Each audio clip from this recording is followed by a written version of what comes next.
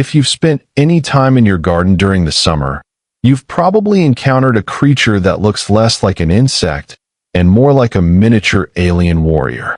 It sits perfectly still among the leaves, its front legs folded together as if it's lost in deep, peaceful meditation.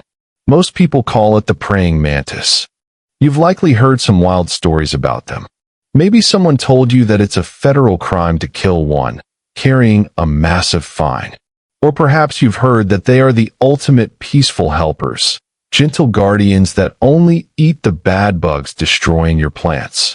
If you still view them as harmless, saintly protectors of your tomato plants, you are missing the truth about one of the most ruthless, efficient, and unhinged apex predators on the planet. Today, we are going to dismantle the myths surrounding this backyard icon. We will uncover the terrifying mechanics behind its hunting strategy, its surprising choice of prey, and the complex reality of its impact on your local ecosystem. By the end of this video, you will never look at that green insect in your bushes the same way again. The legend of the gentle guardian.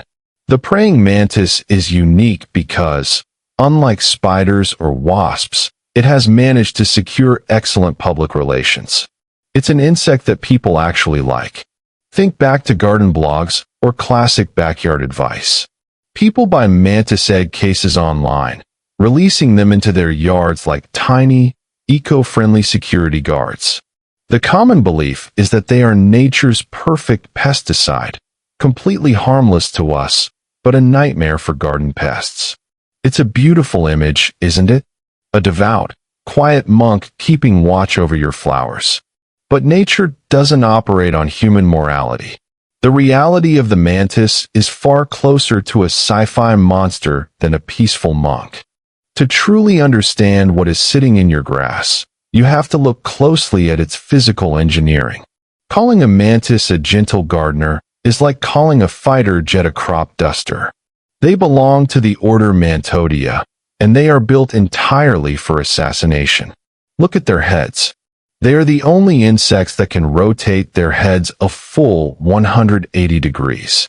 While other bugs are structurally blind to what's behind them, a mantis can sit completely still and track a target over its own shoulder. Their eyes are massive, spaced wide apart on a triangular head, giving them incredible binocular vision and depth perception. They don't just see movement, they calculate distance with mathematical precision. Then, there are the arms. Those famous praying front legs are actually heavily armed biological traps. They are lined with sharp, interlocking spines. When a mantis strikes, it doesn't grab, it impales. The movement takes less than 1/20th of a second, faster than the blink of a human eye. Once those spiked legs snap shut around a victim, escape is physically impossible. And unlike many other backyard predators, the mantis doesn't use venom to paralyze its prey. It doesn't spin a web to trap it for later. It simply holds the struggling animal tightly in its spiked grip and begins eating it alive, usually starting with the head.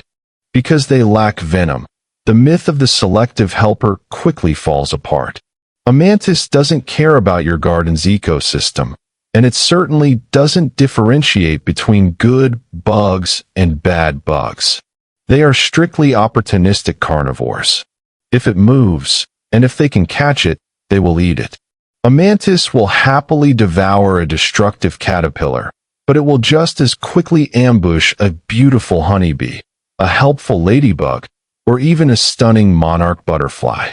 In fact, they are highly cannibalistic. Hungry mantis hatchlings will immediately turn on their own siblings, and the famous ritual of the female consuming the male after mating is a well-documented reality. But if you think their diet is limited to other insects, you are vastly underestimating their ambition. Every summer, a much larger and more shocking drama unfolds near backyard bird feeders across the country. The fragile-looking mantis is often the hidden killer at the center of it. One of its most surprising targets is the hummingbird. If you watch the setup in real time, it would seem impossible. A hummingbird is a bird, a warm-blooded vertebrate capable of flying at blinding speeds. Yet, large mantis species, particularly introduced ones like the Chinese mantis, have learned to exploit human backyards. They climb onto artificial feeders, blending perfectly with the plastic structure or nearby foliage, and wait. When a hummingbird hovers to drink, the mantis strikes. With lightning speed, the insect's snaring legs lock onto the bird's torso or wings. Despite the bird's frantic flapping and superior strength, the mantis's grip is relentless. Using its powerful, scissor-like mandibles, it pierces the bird's skull or chest. Scientists have documented hundreds of cases of mantises successfully killing and consuming small birds, frogs, lizards, and even small mice. A creature that weighs only a fraction of an ounce can regularly take down an animal twice its size. So, what does this mean for your backyard? If you have large mantises patrolling your garden, you don't have a peaceful assistant. You have a lawless mercenary.